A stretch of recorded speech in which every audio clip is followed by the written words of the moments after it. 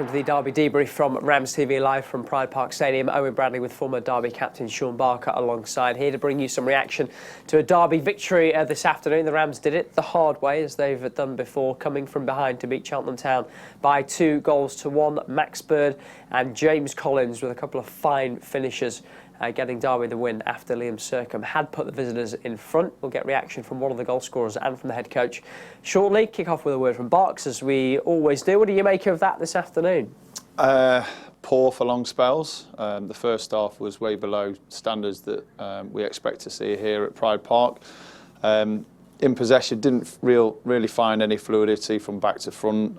They were congested in that middle of the area, and we were kind of forcing balls and playing shorter passes when you maybe needed to stretch it. We didn't move it from one side to another, which allowed them to keep the shape and structure.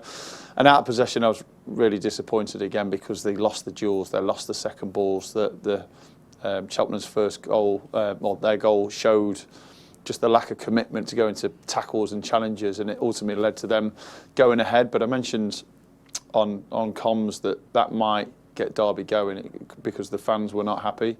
They were vocal, they made it well known to the players, and we saw a lift as soon as Max Bird got that free kick. They made changes, they were much better, and obviously Colo finished the game off with a wonderful finish that deserved to win the game. We'll delve into a few more details with Barks shortly. First, some reaction from downstairs. Here's the head coach, Paul Warren.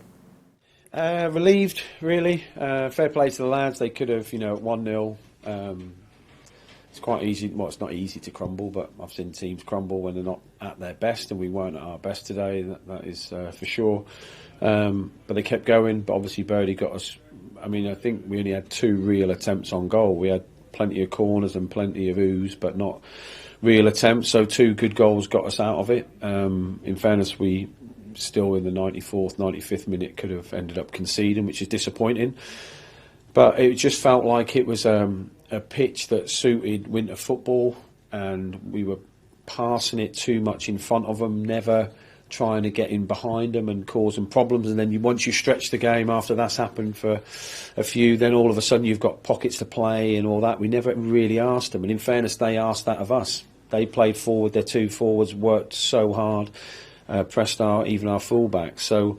And if you ask my defenders, they don't want to play against that. Who does? They're always happy with teams who want to play in front of you. So at half-time, we just said to them about, you've got to just try and make the pitch bigger, spin it down the side. If every 1 in every 3 goes out of play, then so be it, But you've just got to try and put a bit more dynamic in your play. And obviously, in the end, we won, so we're pleased on that. But, we're not leaving the stadium thinking, everything's perfect. We're not that crazy. We talked before about moments being the difference and being ever so important, and you had the quality in the moments to win it today.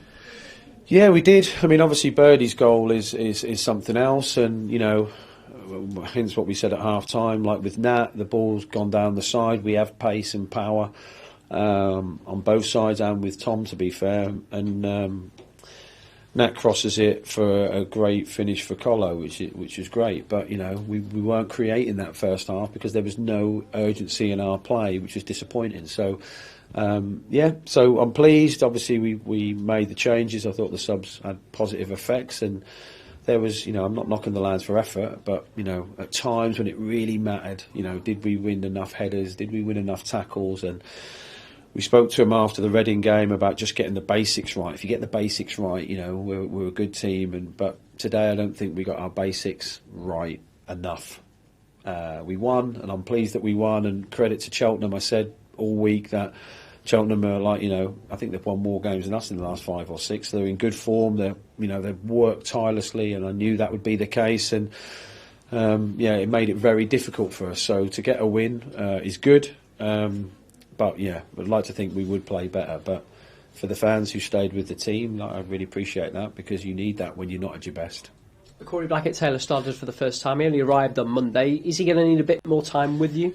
Yeah, he is. Bless him. I mean, we train differently to his previous club, and it isn't like just a drag and drop, which everyone thinks it will be. But in fairness, he didn't get hardly any of the ball, So have a week with the lads and see how we progress, and we obviously need to show him things and what we expect. But in fairness, I could show him some of my senior pros what we expect. So I can't say that everyone covered themselves in loads of glory and glitter. So, but yeah, a good day in the end, but a difficult way to get there. And my mum came up from Norfolk today, by the way, and it's her birthday.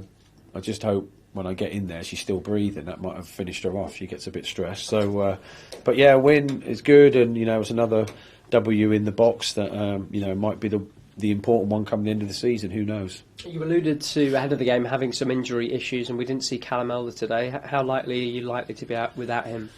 I think we're going to miss him for another 10 days. So, we obviously had choices whether to play with a 3 and play with wing backs, or I know Sib's done a good job for me last year at left back. He was excellent, and in fairness, he was our sort of a shining light first half. He kept trying to go forward with it. He did take risks, but I'm all for taking risks. So.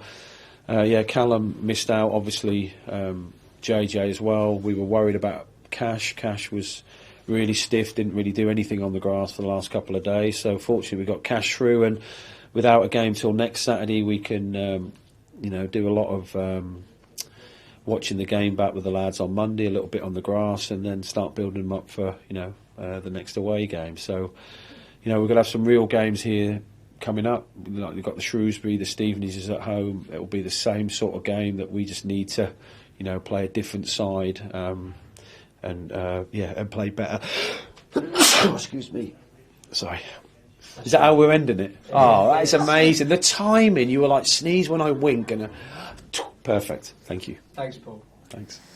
Paul Warren with his reaction there. We'll hear from Max Bird later as well. Obviously not getting carried away with the performance. He always gives us an honest assessment of things, and I think we heard from him here. He knows his team are going to have to improve.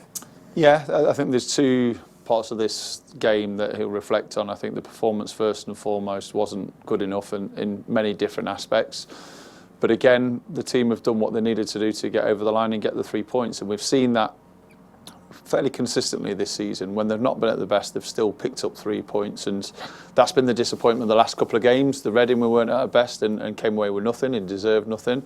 Lincoln, we weren't at our best and came away with a point, but we've done it numerous times where we've got all 3, even when we've not been flying. But the performances have to pick up individually, collectively. They haven't been where we expect them to be. We lacked, in my opinion, looked a little bit low of confidence, which is a surprise really, because it's only been 2 or 3 games where our standards have dropped, and we needed moments of magic, and we had that.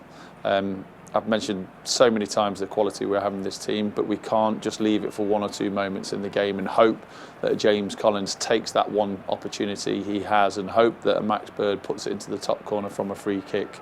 I will say the subs made a difference. I thought all of a sudden that extra bit of energy and desire to compete and get around the pitch made a difference. And again, we talk about a squad game. It's going to be so important that everyone's firing from now until the end of the season. Cheltenham started the game well, started the second half well too, which is when they scored their goal. Liam Sercombe, busy player, took it well in the end, although it's a scrappy goal. Yeah, you can give Sercombe credit for being in the box. It ricocheted, I think, off Nelson in the end to go in the back of the net, but there was probably 5 or 6 opportunities to put your foot through the ball, to make a challenge, to win a duel, to be aggressive, to be competitive, which was my complaint in the last game, and it's still there for today. It was far too easy for them to score that goal, and I like the reaction of the fans getting on their backs at that point, because they knew it needed to improve. They knew up to 65 minutes or so, this isn't the derby that the manager wants. This isn't the derby they want to go and see and pay their money for. And we got, as soon as the substitutions were made and Max got his goal, we saw a difference. We saw a little bit more tenacity. We saw a little bit more energy. We saw players like Mendes-Lang getting in more promising positions and being more threatening in the 1v1. So it took too long, and ultimately we had 25 minutes to rescue the game, and we did that in the end. So there's going to be lots of things, I think, that the players and the managers and his staff can take from this game. Lots of negatives and disappointments, but still enough positives to reflect and say, well, we did enough to win the game because of these moments, and there were wonderful moments as well. Yeah, one of them, Max Bird's goal, as you mentioned already. We've talked a lot about how he's looking to add that element, that quality, goals, assists to his game. Took the free kick ever so well. He did, and as soon as it was set up, I fancied Max from that position. There was enough of a gap on that near post. It was whether their wall stood strong and they didn't. They folded and opened up, and he found that near post. So for Max, we've had a period this season where he's just been as good as I've seen him consistently over maybe 6 or 7 games, and his performances have dropped of late, and it was only the goal that sparked him into life, and I thought he got better and better as the game went on. The actual first 16 minutes, I thought the midfield were dominated in terms of second balls, in terms of challenges, in terms of kind of running the game, and it suited Cheltenham. We have footballers that want to get on the ball, but also there's another side to that, and I just don't think we've matched that competitiveness over the last few games. And whether it's a confidence thing, whether it's a belief thing, whether it's just going against maybe what you naturally want to do, which is get on the ball and play the football. But when the substitution was made and Max had to get on the ball that little bit deeper and had to dictate the play, all of a sudden I thought his confidence grew. He got the goal, confidence grew. He was more demanding of his teammates, made more runs in behind, made more challenges, and that's why, you know, someone as big as him in this team, the importance he has, is so important that he continues to pick up his form and get back to his best that we've seen this season. And Derby's best move of the game led to the second goal, taken really well by James Collins, who's now on to 13 league goals for the season. There's only, I think, 6 players with more than him. But how much did the change in shape and the changes of personnel influence Derby playing a little bit more football for you? I think it was the timing of the changes. I thought going back to a back three just allowed you to get past that first press. Paul mentioned it there about the front two working their socks off to stopping you playing and pressing fullbacks. As soon as you go to a back three and you make that defensive line a little wider, it leaves Sibbs a little higher, left Wilson a little higher, then all of a sudden there's little gaps to play into. And just the energy at that point in time, I thought they made changes that affected them. Street came off, I think, injured at half time. With the 2 centre midfielders, I thought were pretty comfortable in that central area. They came off and they changed it for another 3 midfielders come on. You start to see us get the edge and start to get the advantage and start to have the control of the game. It was whether or not we had the quality at the time, and the second goal was a perfect example of what this team can do. They moved it quickly, played it to Wills. He found the run of Mendes Lang, who got himself in a 1v1, wonderful ball into the box.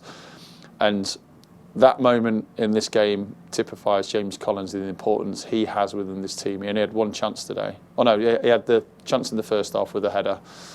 But the one clear-cut chance he had, and it was a difficult one, he took so well. And that's why he's in the team. He might not always have, the best game, but if there's a chance falling to someone, you want Collo to have it. Well, let's hear from one of the goal scorers. Here's Max Bird. Mixed emotions, I think. I think we didn't obviously start the game too well. First off, we were poor, and if I'm being honest, the whole game was poor game.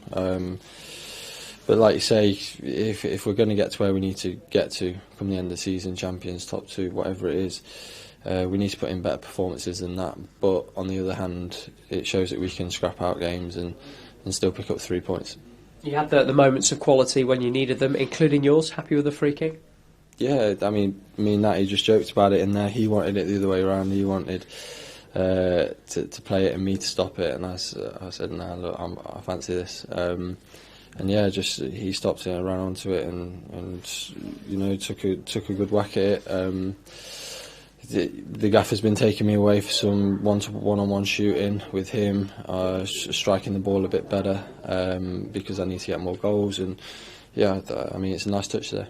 Who has the final say in those sorts of moments? Because you're both senior players, I suppose. Yeah. I mean, I had it today. Other days he'll have it, but no, I just fancied it where it was on the box, and luckily it went in and got us back in the game. And he did brilliantly for the second goal as well. Fantastic finish from James Collins to go with. Yeah, I just said that to Collo there, brilliant finish, and that moments of quality have won us a game today. Let's be honest, we weren't at our best, far from it in fact, and we need to evaluate the game and analyse it and see what we can do a bit better. But like I say, we've come away with 3 points at home. Like I say, a poor game, but 3 points is 3 points. And at this stage of the season, you need as many as you can get. You went on a brilliant run, 10 wins out of 12 or whatever it was. There was bound to be a little bit of a drop-off at some point. Is it just about making sure you get on the next run as quickly as possible, maybe starting today? Yeah, definitely. I think we need to, pick up our performances and, like I say, analyse this one, see what we can do better and try and go on another run. It's important that we do that.